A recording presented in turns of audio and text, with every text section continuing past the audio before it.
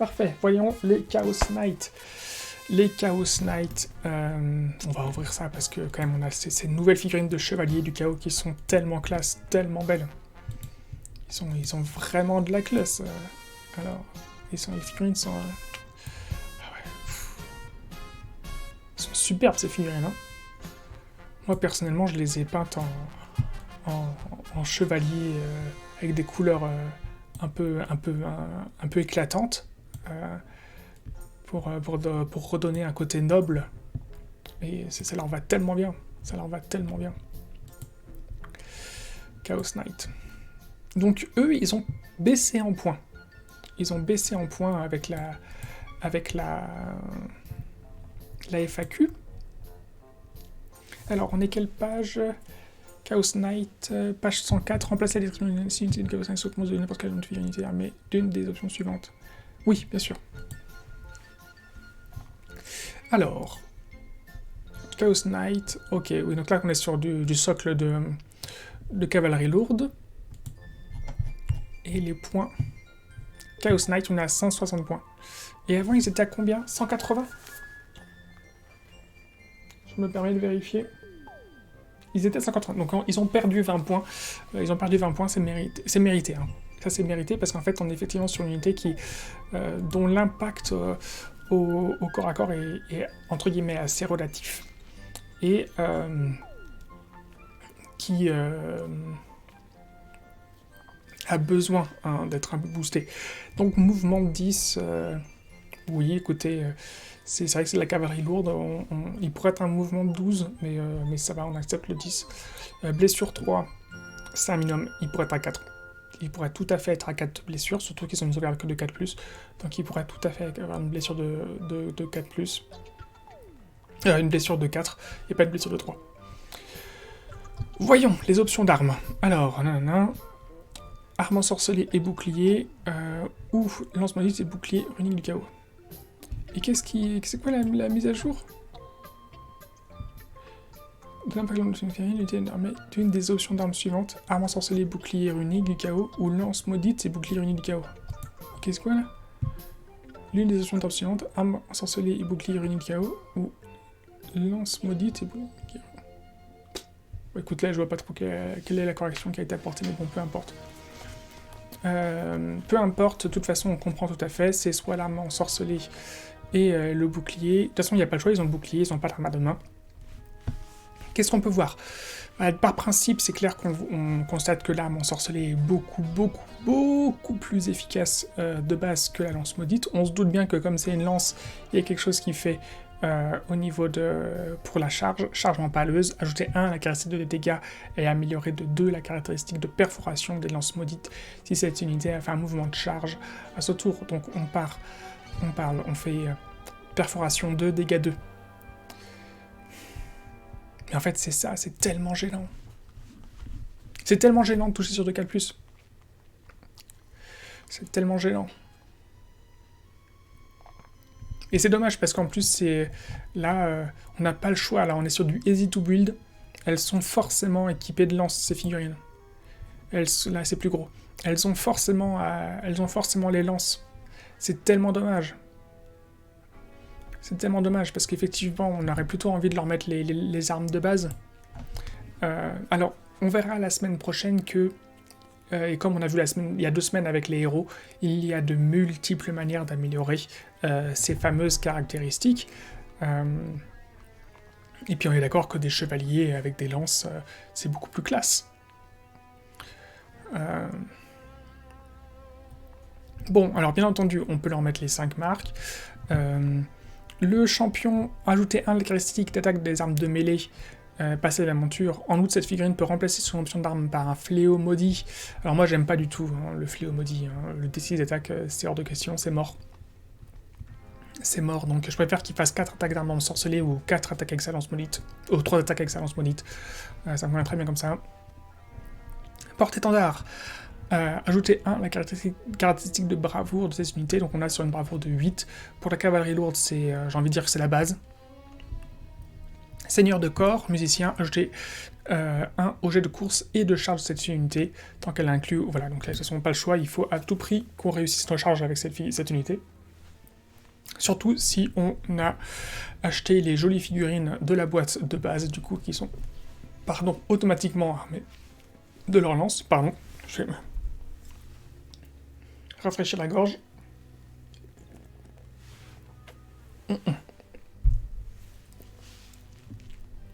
Voilà. Le fameux bouclier unique sur 5+, qui permet de protéger des blessures mortelles. Blessures mortelles uniquement. Mais voilà, c'est toujours ça de prix.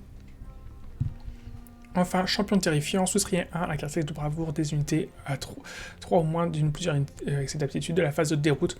Ça j'aime beaucoup parce qu'en fait du coup, vous m'avez pas entendu pester il y a 30 secondes sur le porte-étendard en disant ouais j'aurais préféré que ce soit un malus à la bravoure, comme je vous l'ai dit plus tôt pour l'unité qu'on a vue auparavant qui était les Chosen.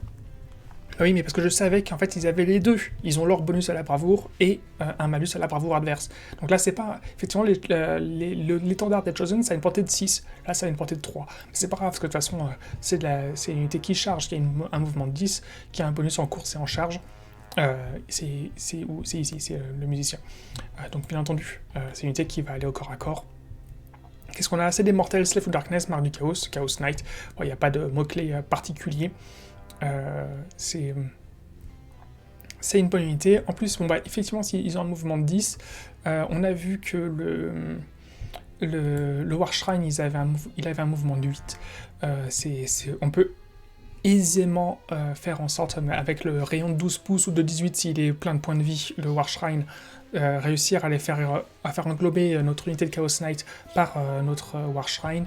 Donc vous arriverez toujours aisément à booster votre unité de cavalerie grâce au War Shrine si vous n'avez pas un sorcier à pied, parce que le sorcier à pied il a qu'un mouvement de 5 ou 6, je sais plus, je vais vous dire ça tout de suite.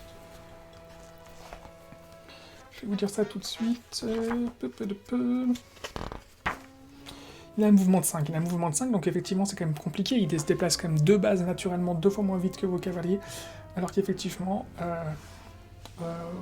votre War Shrine, il aura un mouvement de 7 ou 8. Ce sera quand même beaucoup plus aisé pour lui de courir, sachant que courir ne l'empêche pas de lancer ses prières. Alors vous me direz, oui, la prière, elle sens à la phase d'avant, mais à la phase d'avant, ils sont entre guillemets à portée, puisqu'ils sont pas non plus déplacés, hein, les Knights. Donc, il n'y a pas de problème. C'est tout l'intérêt du War Shrine, c'est qu'il peut accompagner vos Chaos Knights et rester derrière, naturellement. Moi, c'est une unité que j'aime beaucoup.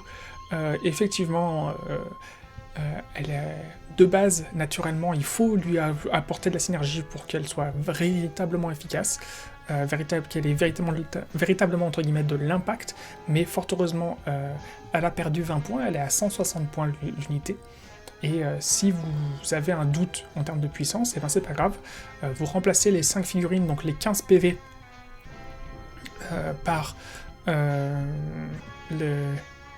Écoutez, c'est très simple, je vais vous dire exactement. On va aller très rapidement sur mon drive. Non. Game Workshop. Warhammer 40 000. Warhammer maintenant. Les d'armée. Slave of Darkness.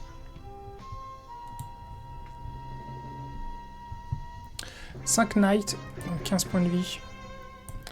21 attaques, 21 dégâts potentiels. 21 dégâts potentiels. Je ferme ça tout de suite pour pas passer de temps, pour pas ouvrir une parenthèse trop longue. 21 points de dégâts potentiels. L'Avarant de Guard. On a 3 cavaliers donc à 5, donc également 5 points de vie, donc 15 points de vie total. Avec, comme on va être avec les armes ensorcelées, 3 x 6, 18, plus les crocs déchiqueteurs des montures, donc 3 x 9, 18 et 9, 27. 27, on a de base 27 points de dégâts, sachant qu'on va sans doute leur foutre le truc,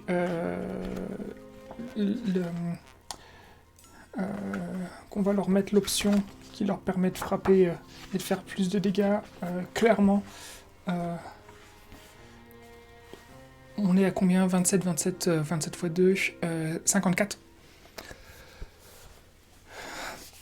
Donc voilà, on passe de 21 points de dégâts à 54 points de dégâts potentiels, hein, d'accord, hein, dans la meilleure optique de jeu.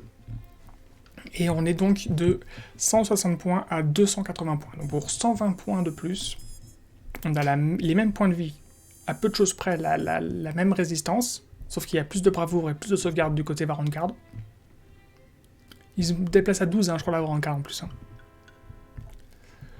Et on passe à 54 points de dégâts de base, enfin de base, potentiel de base, sans concevoir une charge, à 21. Bon, en partant du principe qu'on a donné qu'on a mis la Varangard dans le cercle numéro 5 ou 6, enfin celui qui est ultra pété, quoi, qui leur fait plus 1 point de dégâts sur leur attaque de base. Donc voilà, c'est pour ça qu'en fait, naturellement, on a plus envie de jouer, de se dire, bah oui, on va mettre 280 points et pas 160. Ça se comprend tout à fait. Ça se comprend tout à fait. Sachant que du coup, 21, on monte à 40... Ouais, 41, 42 si on fait 2 unités séparées. En disant, bah on va aligner pour 320 points... 320 points, on va aligner 10 chevaliers. Ouais, mais ça prend 2 fois plus de place. 3 fois plus de place que 3 cavaliers de Varangard. Et c'est pas rien de se dire, ça prend de la place. On est en train de voir déjà la limite de puissance. Hein. Clairement, la Varangard, c'est une très très bonne unité. Hein. Mine de rien. Mine de rien, c'est une très très bonne unité. Alors effectivement, c'est vrai que 3 figurines, ça tient moins bien un objectif. Clairement, c'est vrai, ça tient moins bien un objectif. Mais...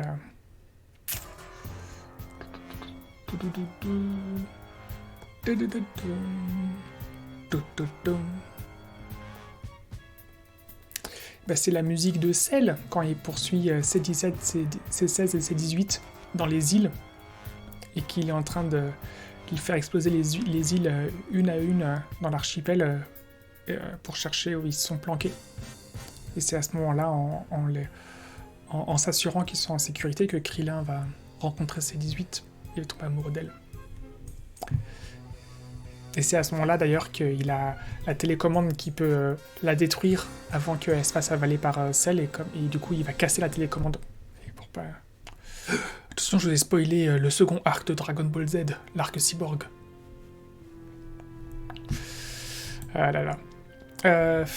Bah heureusement que ces figurines, elles sont quand même grave classe. Mais du coup, eh ben, vous pouvez les prendre pour faire de la Varangard. Vous pouvez en prendre 3 pour faire la Varangard, parce que c'est la même taille de socle. Les figurines sont un peu plus petites, c'est vrai, qu'en termes de ligne de vue, c'est pas tout à fait respecté, parce qu'elles sont moins imposantes. Mais bon. Bon bah voilà. Heureusement qu'ils sont à 160 points et pas à plus. Parce qu'effectivement, il leur manque quelque chose en termes de caractéristiques pour que... Voilà. Pour moi, il pourrait avoir ne serait-ce qu'une blessure de plus. Ne serait-ce que ça. Ouais. Alors... mais c'est une unité que j'aime bien et que je joue, hein, mine de rien. Personnellement, voilà. Ils ont pour eux d'être 5 figurines et pas 3, et du coup, pour tenir les objectifs, c'est vrai que c'est un peu plus... ça fait 2 figurines de plus pour tenir, tout simplement. Même si, personnellement, je pense que les unités montées devraient valoir 2 et pas 1. C'est encore un débat, un autre débat. Déjà, vous m'entendez m'exprimer, m'échiner suffisamment.